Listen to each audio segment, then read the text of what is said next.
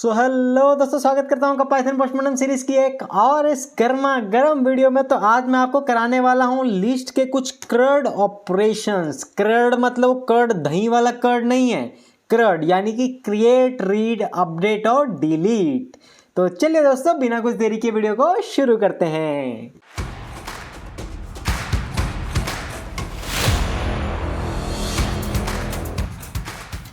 चलिए, तो आज मैं आपको लिस्ट में हम क्रड ऑपरेशंस कैसे करते हैं, यानी कि create, read, update, delete. List को कैसे क्रिएट करते हैं, कैसे रीड करते हैं, कैसे अपडेट करते हैं और कैसे डिलीट करते हैं, लिस्ट को ध्यान रखना। और बाकी डिलीट वाली जो है वो अगली वीडियो रहेगी। ये आप ये समझ लो कि ये जो क्रड ऑपरेशंस है ये दो पार्ट में डिवाइडेड है। क्रिएट, रीड, अपडेट तो मैं आपको इसी में, इंसर्ट भी मैं आपको इसी में बता दूंगा, और डिलीट का मैं आपको अगली वीडियो में बताता हूँ। क्लियर है?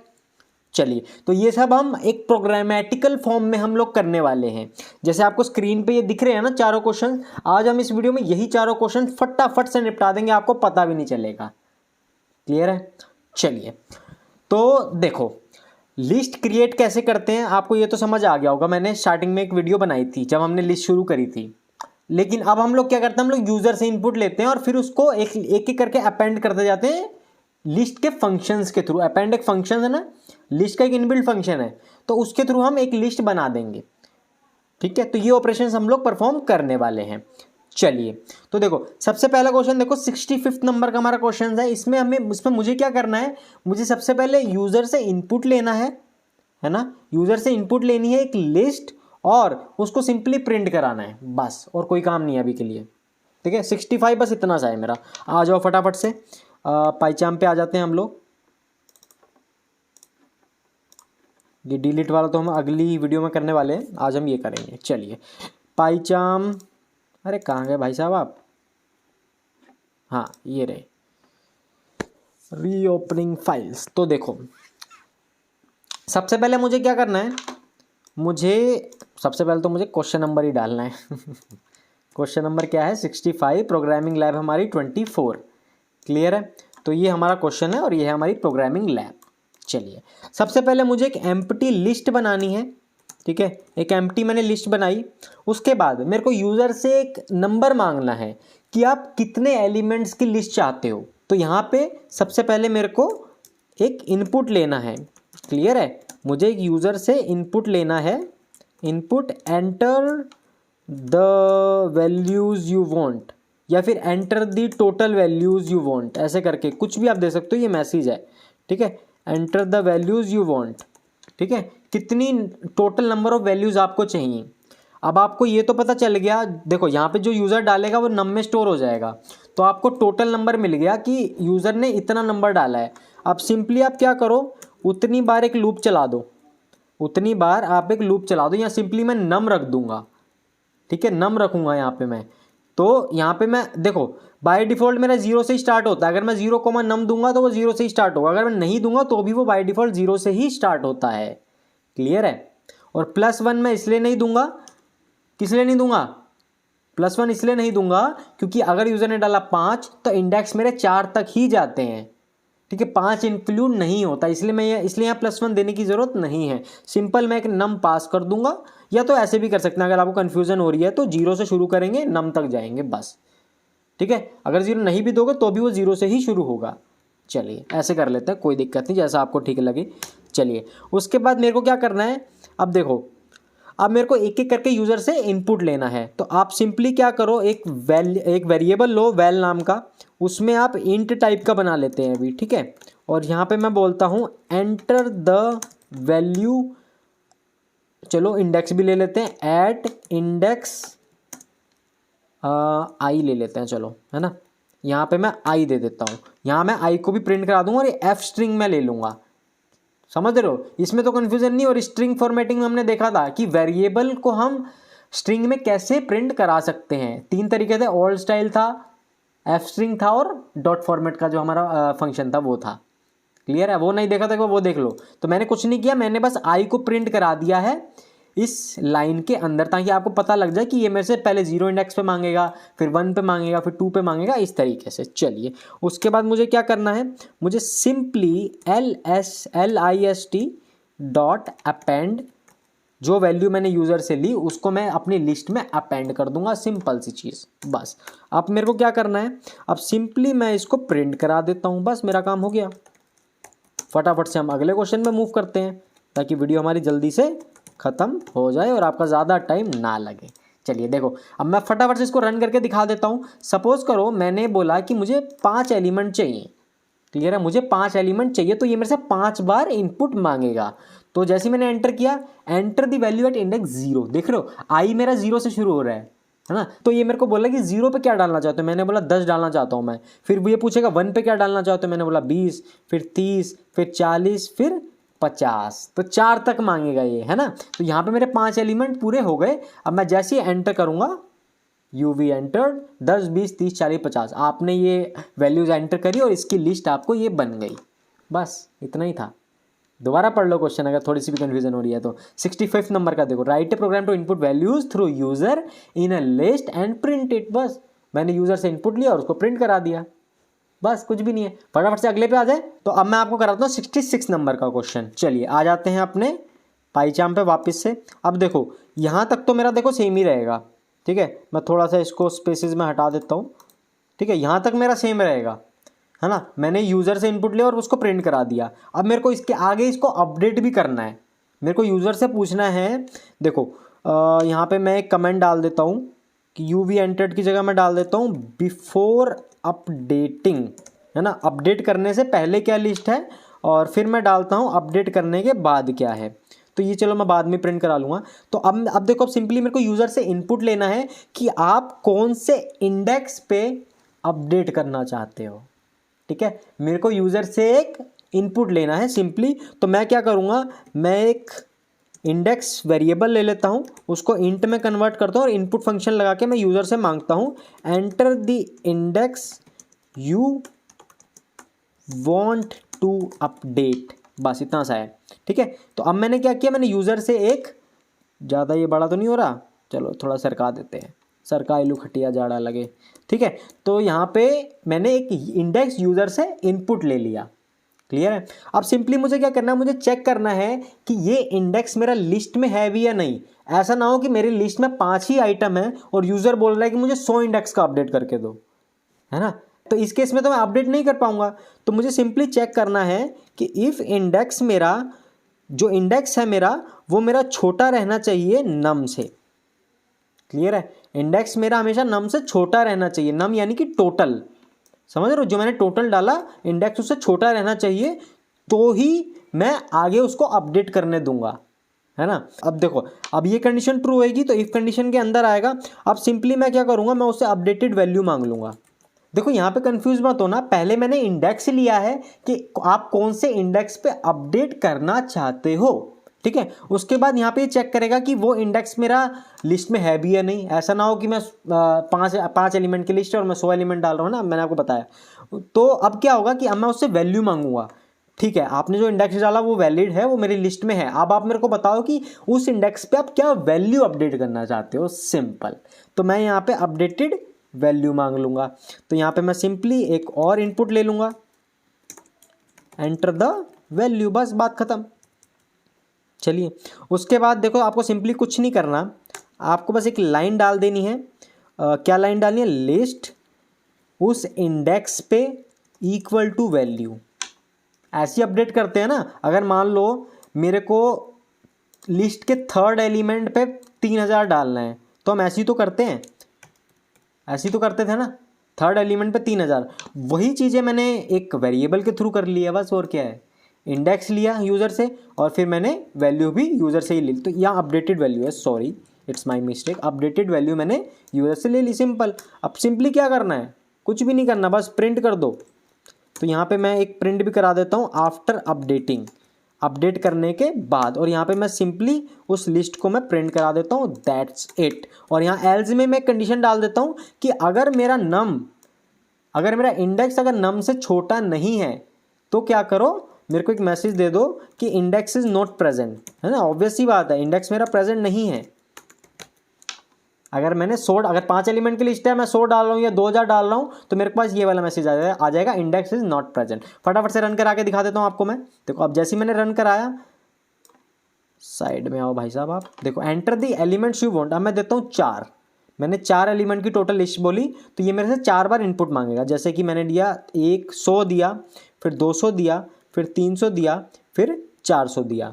अब ये क्या करेगा, अब ये देखो ये मेरी लिस्ट प्रिंट होगी बिफोर अपडेटिंग। अब ये मेरे से बोल रहा है कि आप कौन से इंडेक्स पे अपडेट करना चाहते हो, तो मैं बोलता हूँ सेकंड इंडेक्स से मेरे को अपडेट करना है, तो सेकंड इंडेक्स मैंने यहाँ डाला 2।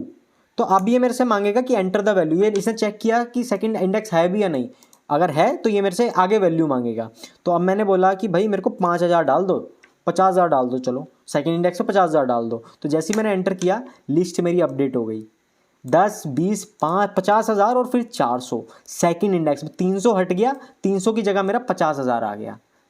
ठीक है, अब एक और कंडीशन देख लेते हैं कि अगर मैंने इंडेक्स ज़्यादा दे दिया तो 1, 2, 3, 4, 5, ये मैंने एक लिस्ट बनाई। अब मैंने बोल रहा हूँ enter the index you want to update. अब यहाँ पे तो 4 ही इंडेक्स है, अब मैंने बोला कि अब 20वें इंडेक्स पे अपडेट करो, तो ये मेरे को एक मैसेज देगा index is not present. That means मेरा एल्स वाला ब्लॉक एग्जीक्यूट हो जाएगा। क्लियर है, तो ये था आपका कौन सा 66 नंबर का क्वेश्चन।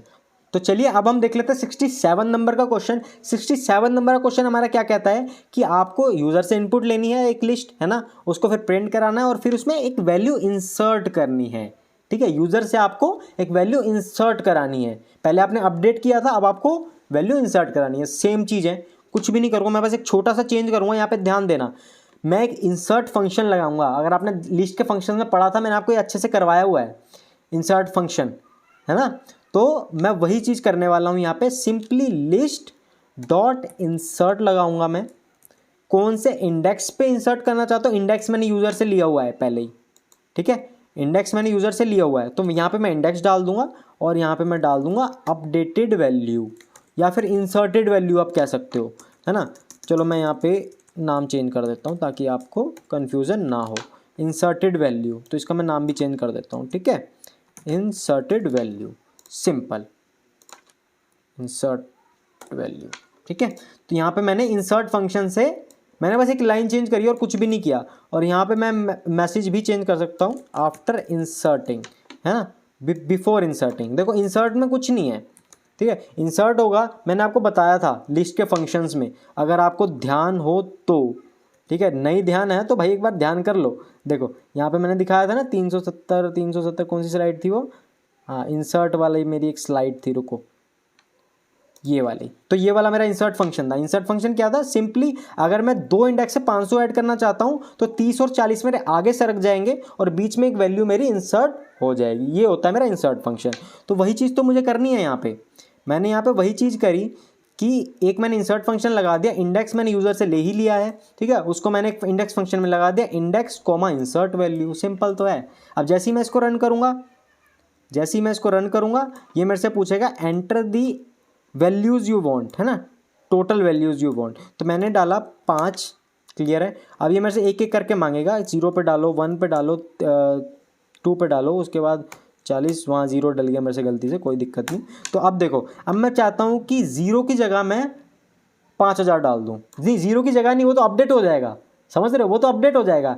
मैं क्या चाहता हूँ कि एक एलिमेंट और ऐड हो जाए, तो मैं चाहता हूँ 2 एलिमेंट की जगह मैं 5000 डाल दूँ और 0 एज इट इज़ रहे, वो आगे सरक जाएगा, है ना, 0, 40, 50 आगे सरक जाएंगे। तो मेरी लिस्ट जो है पहले 5 एलिमेंट की थी, अब मेरी लिस्ट जो है वो 6 एलिमेंट की बन जाएगी। तो यहाँ पे मैंने बोला enter the index you want, यहाँ इंसर्ट कर लेना यार आप, ठीक है, यहाँ मैसेज है, यहाँ पे इंसर्ट डाल लेना। तो मैंने बोला कि सेकंड इंडेक्स पे मेरे को इंसर्ट करना है। तो अब ये मेरे से बोलेगा वैल्यू, मैंने बोला 5000 इंसर्ट कर दो। तो ये क्या करेगा, 5000 इंसर्ट कर देगा, 0 आगे सरक जाएगा, 0, 40, 50 आगे सरक जाएंगे, 5000 मेरा एक इंसर्ट हो जाएगा उसी लिस्ट में। क्लियर है, पहले मेरी लिस्ट 5 आइटम्स की थी, अब मेरी लिस्ट जो है वो 6 आइटम्स की हो जाएगी। मेरी एक वैल्यू, एक एलिमेंट मेरा इंसर्ट हो जाएगा, सिंपल। पहले मैं अपडेट कर रहा था, ठीक है, अब मैंने इंसर्ट किया है, समझ रहे हो, कंफ्यूज मत हो ना बिल्कुल भी, ठीक है। कोई भी डाउट हो कमेंट बॉक्स में पूछ लेना। फटाफट से आ जाते हैं, एक लास्ट हमारा जो क्वेश्चन रह गया है, ठीक है, 370 हमारी स्लाइड है। देखो एक लास्ट हमारा क्वेश्चन रह गया, फटाफट से देख लेते हैं, यहीं पे देख लो। Write a program to input values through user in list and perform search operation. Simple चीज़ है, मेरे को सर्च ऑपरेशन चलाना है।